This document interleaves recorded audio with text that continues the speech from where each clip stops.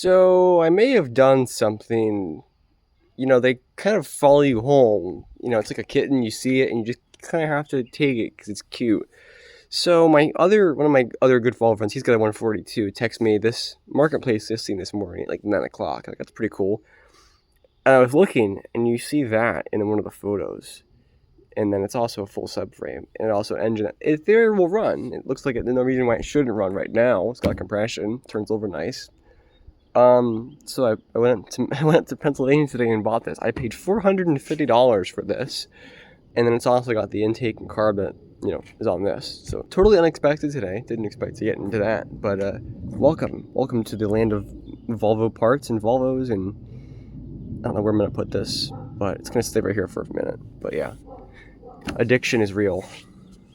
All right, I got the valve cover off. Not really thrilled to see that. This oil is not, I don't know, it's thin, it smells kind of weird, it smells very fuely honestly, but it does not look great. And a lot of these studs, it's definitely got some moisture in there. When I pulled the dipstick when I first got the motor, when it was level, it's not level anymore obviously, but I didn't see any schmoo in there in the dipstick. Like, it wasn't over full. It'll focus. It doesn't look that bad. So, alright, GM, this is an electric power steering cable. Don't ask me how I remember that. But that works mint on a 1971 Volvo starter. Alright, so I just yanked the plug out of here. And this is why you check this stuff. So I guess somebody dropped this plug and smashed the gap. So I'm going to go fix that. And then check the rest of the plugs.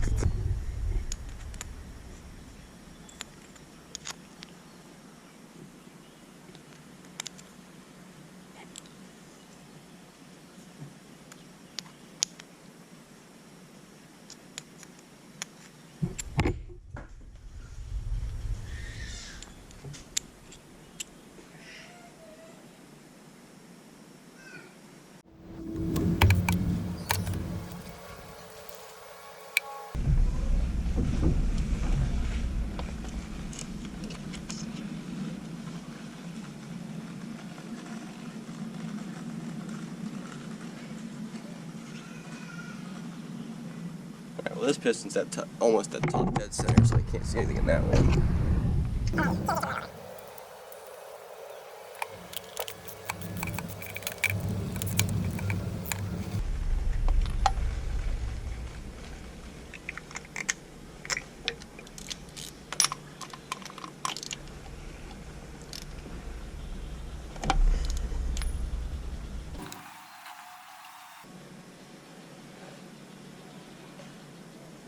It's wet. Why are all these gaps small, man? Yeah, this one's 25. That's almost 10 thou small.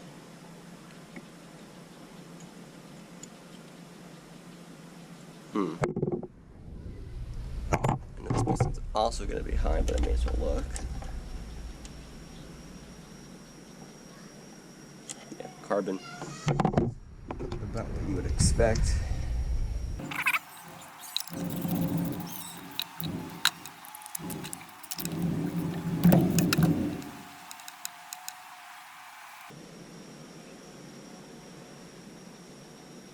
Yeah, somebody wiped off these plugs because you see how they're cleaned? It's not really a fair read. And again, way too small of a gap.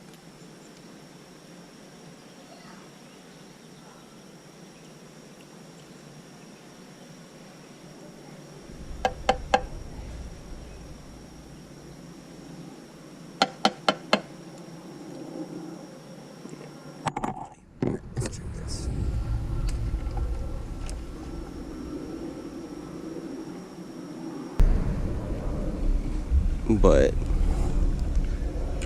you can kind of see, like, it's got some it's so hard to see this on the camera.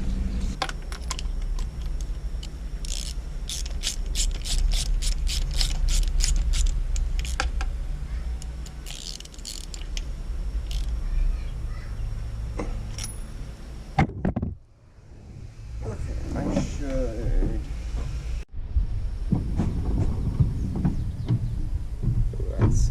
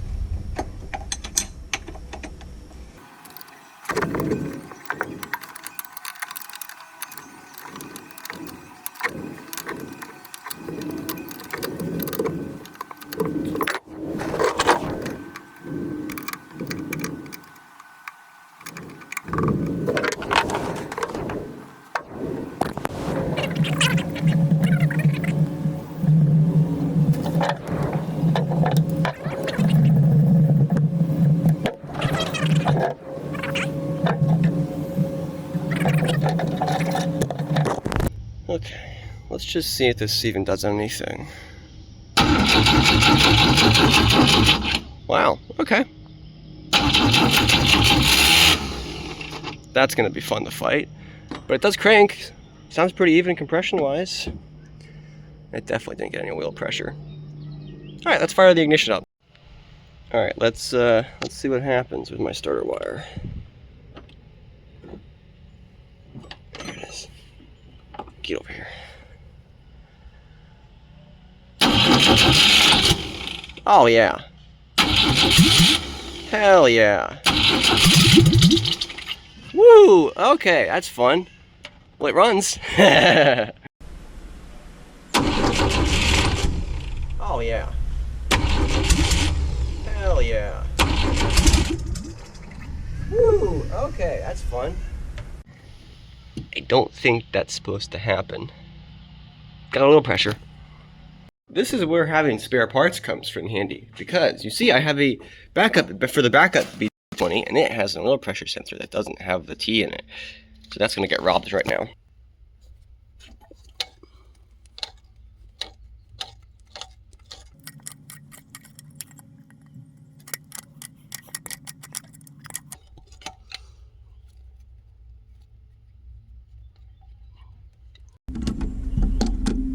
Oh, so they probably had a mechanical gauge on it. This is the kind of fitting you would have one. I think this guy was an OEM Plus kind of guy. That's definitely for an oil pressure gauge. Now it has double the sensor, double the fun. Yeah. See, you can have redundancy. It's double better that way.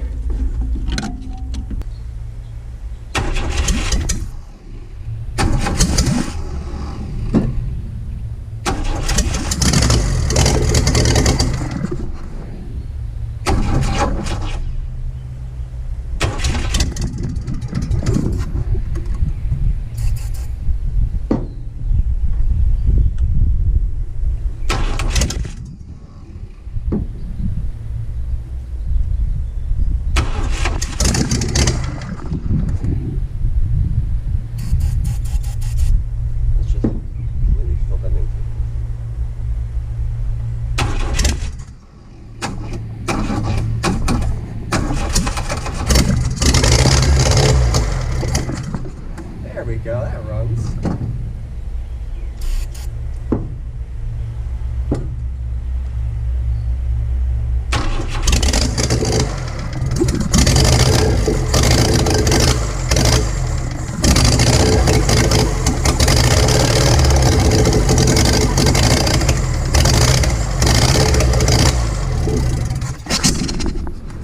There we go. I love this shit.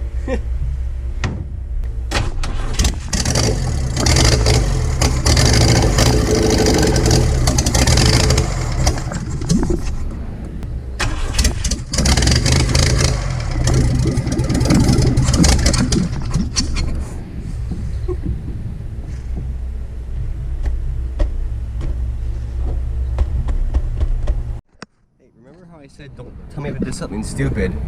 Why is this a common theme around here? That's not where you belong.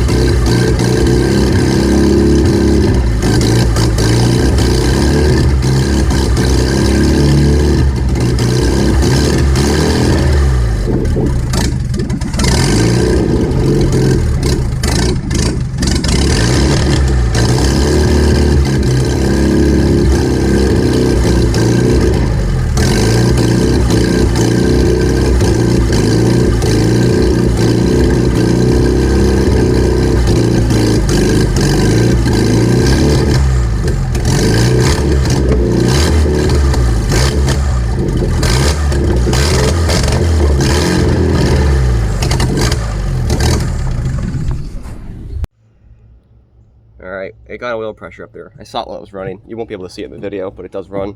It does have oil pressure. Finally got it to run better. I had one cylinder off and that was hurting me. So once I put that back on, it ran much better.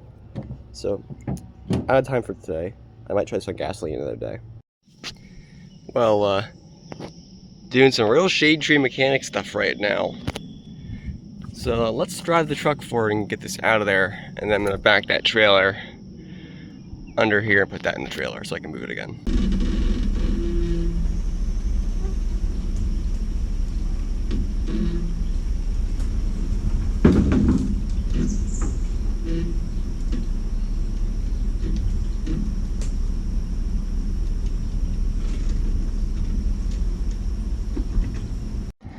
All right, let's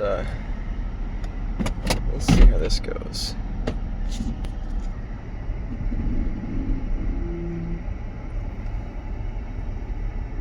Oh, look at that, it's working.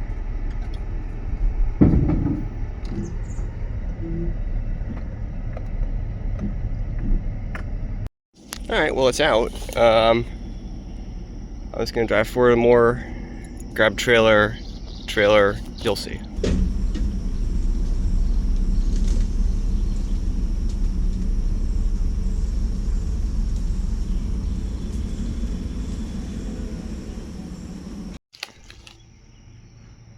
Good sculpture. I like that.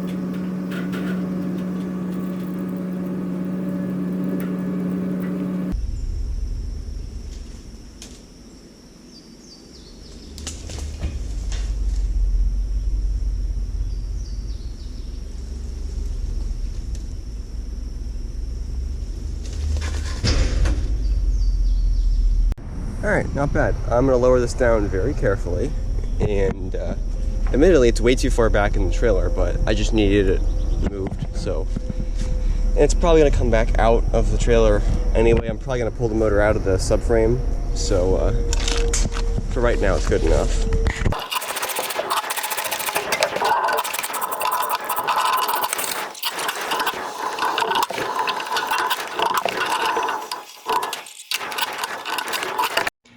Alright, we're gonna run this thing on gasoline now. So, jug, fuel pump, carburetor, same setup as before, ignition box thing to coil, and then you just throw power to the coil and that powers that ground, blah blah blah.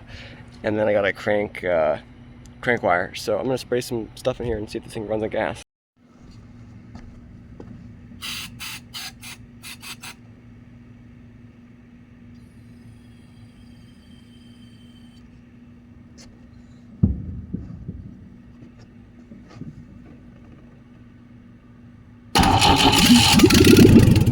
That's too easy.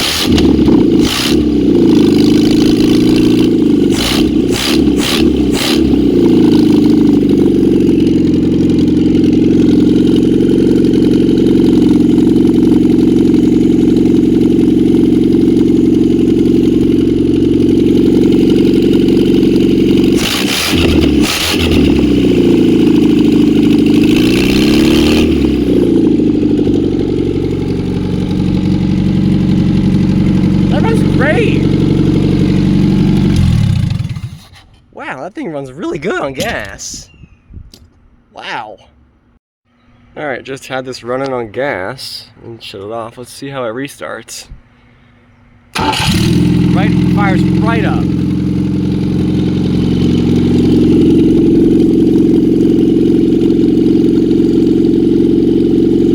Wow.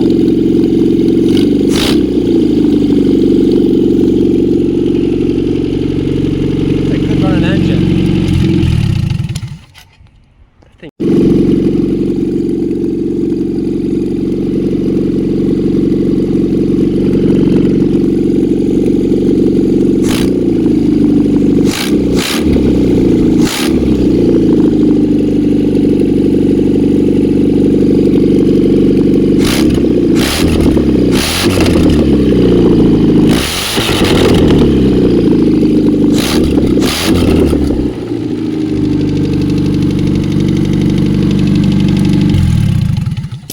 Wow, that thing runs really good.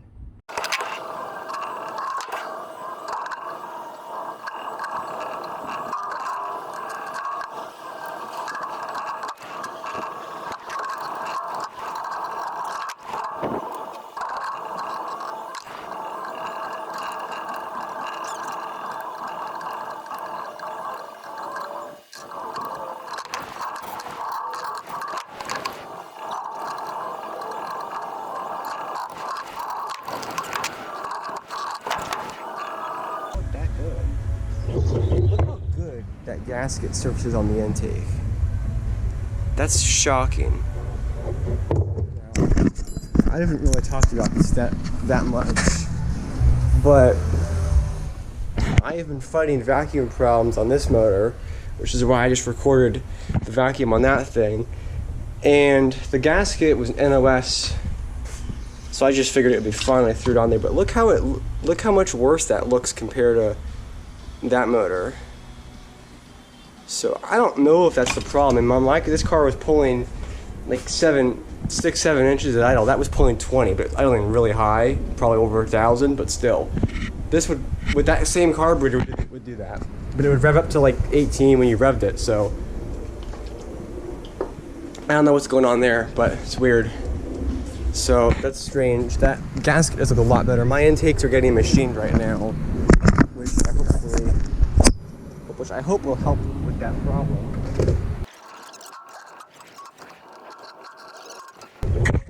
I think this motor has a blown head gasket. The oil looks like shit, but it looks really nice regardless. Still runs really good. I can't, and that's.